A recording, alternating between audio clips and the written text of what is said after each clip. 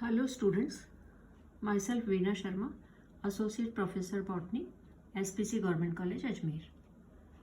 हम इन दिनों soil edaphic factor के बारे में पढ़ रहे हैं, जिसमें हमने सॉइल कॉम्प्लेक्स में सॉइल का जो मिनरल मैटर है या सॉइल एयर के बारे में पढ़ा और सॉइल वाटर के बारे में भी हम पढ़ चुके हैं।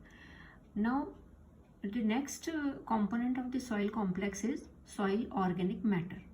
soil organic matter या हम जिसे commonly humus के नाम से भी जानते हैं, और हमें ये अभी तक ज्ञात हो चुका है कि जो इनऑर्गेनिक पार्ट है सॉइल का वो वेदरिंग के बाद मिनरल पार्टिकल के रूप में आता है, और इसमें पीडोजेनेसिस प्रक्रिया के दौरान ऑर्गेनिक मैटर का एडिशन होता है। ये ऑर्गेनिक मैटर सॉइल का लगभग हमेशा 10% के आसपास रहता है। बहुत बड़ा अमाउंट नहीं है, लेकिन फिर भी ये सॉइल को कंप्लीटनेस प्रोवाइड करता है, और जो प्लांट्स हैं वो सॉइल ऑर्गेनिक मैटर की प्रेजेंस में उनकी ग्रोथ जो है वो अच्छी होती है। तो ये ऑर्गेनिक मैटर सॉइल में कैसे मिलता है, इसके बारे में हम आज थोड़ा चर्चा करेंगे।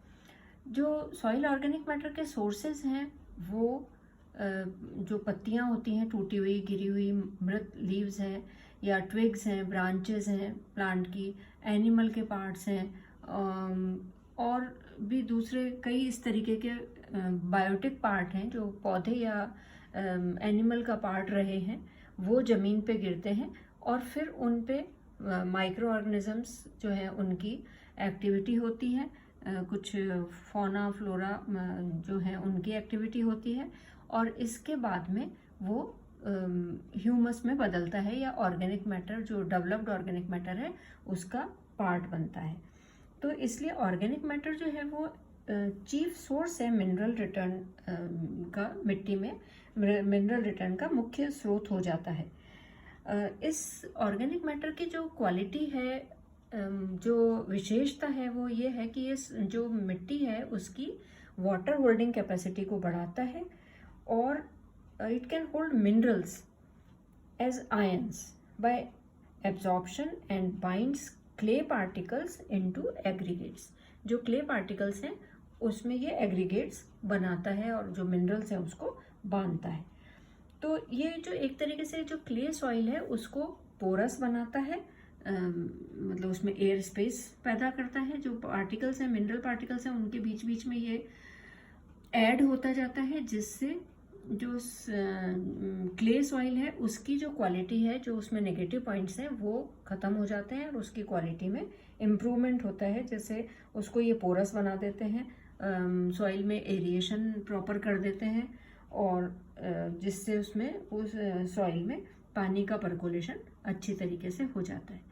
दूसरी तरफ जो सैंडी सॉइल है जिसमें पार्टिकल साइज बड़े हैं और उनके बीच बीच में जगह है, वहाँ पे भी सारा पानी हमने देखा था कि वो ड्रेन होके ग्रेविटेशनल फोर्स से नीचे चला जाता है। तो ऐसी सॉइल में अगर ऑर्गेनिक मैटर का एडिशन हो जाता है तो वो उसकी वाटर होल्डिंग कैपेसिटी को बढ़ाता है। उन पार्टिकल्स के बीच में जो जगह है वहाँ पे ये ऑर्गेनिक मैटर इकट्ठा हो जाता है, और उसमें भी पानी को रोकता है, और उसके बाद में प्लांट्स उसमें अच्छी तरीके से ग्रोथ कर पाते हैं। तो जो सॉइल ऑर्गेनिक मैटर है वो एक तरीके से इक्विलिब्रियम बनाता है। जो इनपुट्स हैं, इनपुट्स कहाँ से आए?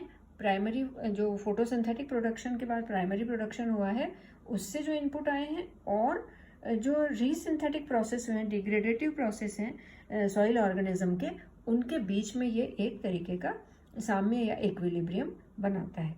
जो इनपुट्स आते हैं वो मतलब किससे मिलके ये ऑर्गेनिक मैटर कहाँ से बनता है, इसका सोर्स क्या है, उसमें अगर हम देखें तो जो इनपुट्स आते हैं वो मेनली कार्बोहाइड्रेट्स होते हैं। सोर्स के बारे में अभी हम ऊपर बात कर चुके हैं कि ये डेड लीव्स हैं, ट्विग्स हैं, ब्रांचेस हैं, ये एनिमल की बॉडी है या उस तरीके के डेड रूट पार्ट्स हैं, ये इनसे मिलके ऑर्गेनिक मैटर का ये सोर्स होते हैं।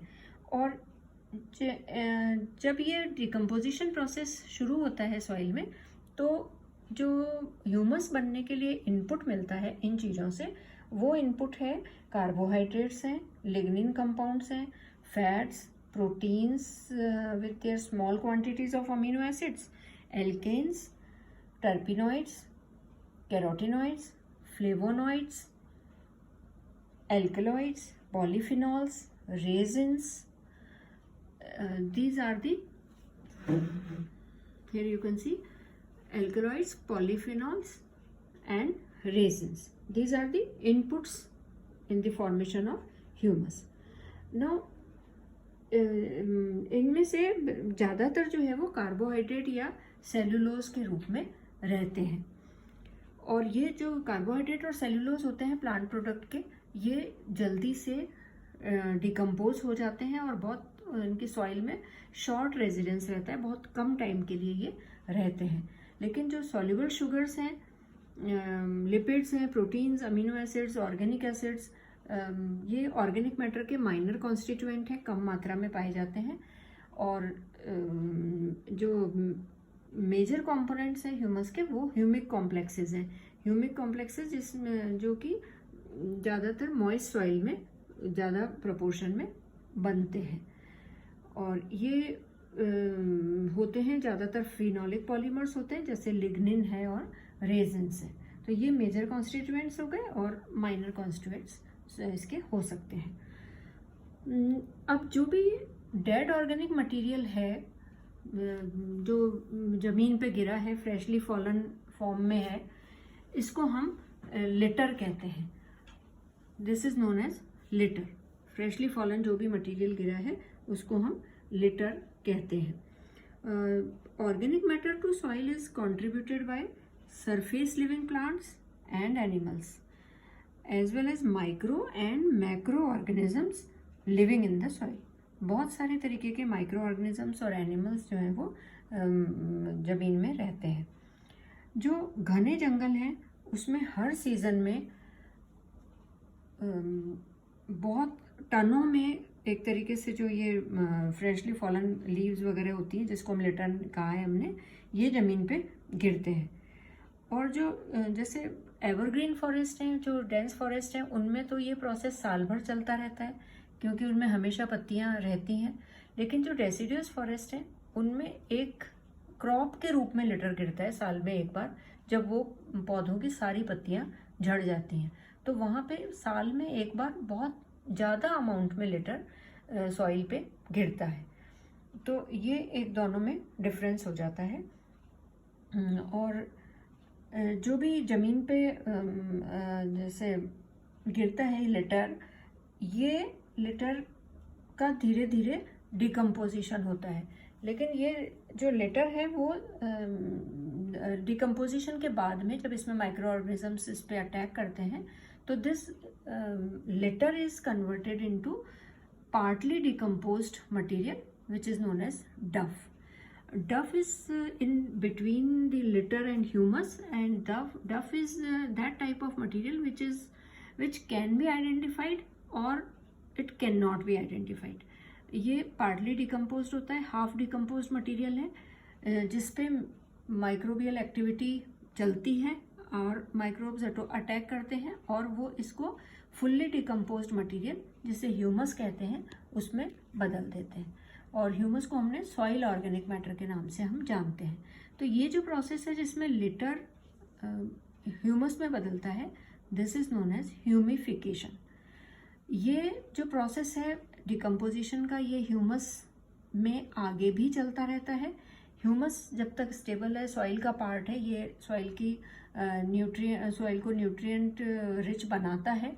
लेकिन साथ साथ में जो माइक्रोबियल एक्टिविटी ज़मीन में चलती रहती है मिट्टी में, उससे ये जो ऑर्गेनिक मैटर है ये आगे फिर इनऑर्गेनिक मटेरियल में कन्वर्ट हो जाता है। कार्बन डाइऑक्साइड और जो इसके इनऑर्गेनिक मटेरियल है वो निकल जाते हैं इससे बाहर और ये मिनरल्स में कन्वर्ट हो जाता है। And this process in which humus is converted into inorganic minerals is known as mineralisation.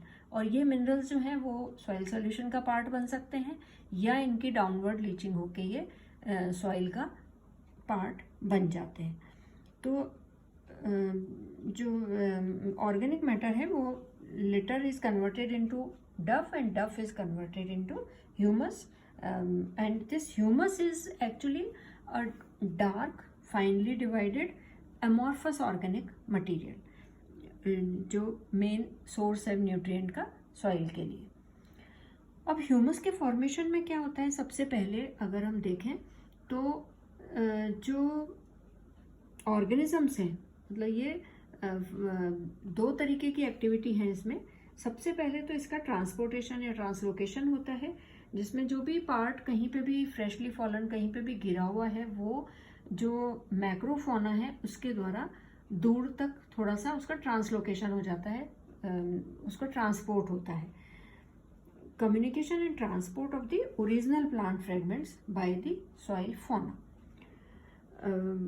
जो भी है सॉइल फोना वो अपन अभी सॉइल ऑर्गेनिजम्स में इसके बाद में डिस्कस करेंगे।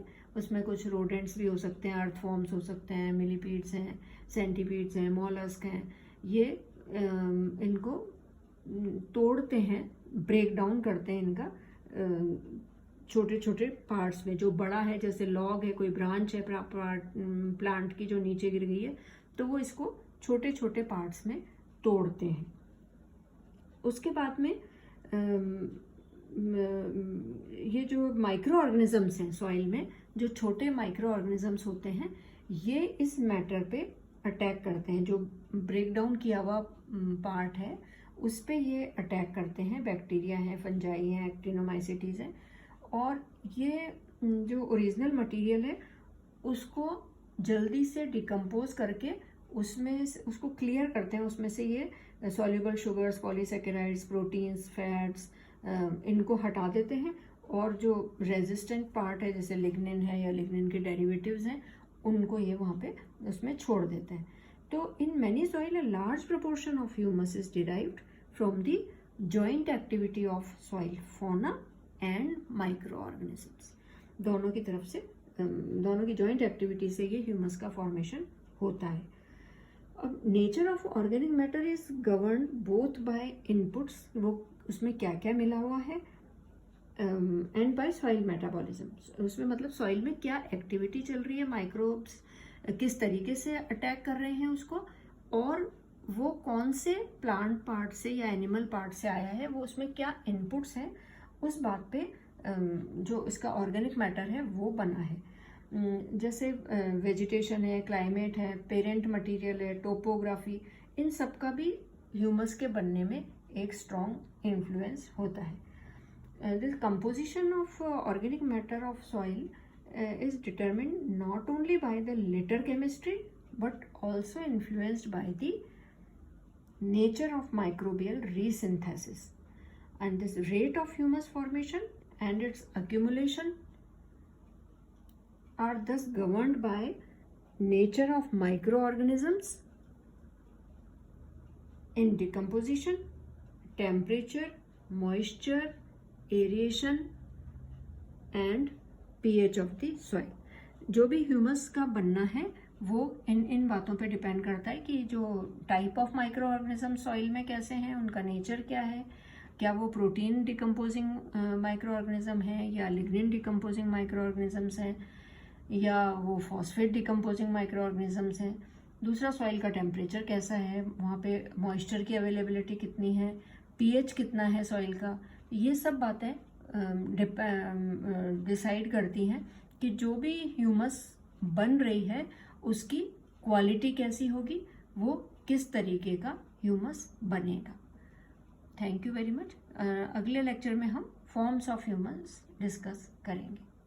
Thank you.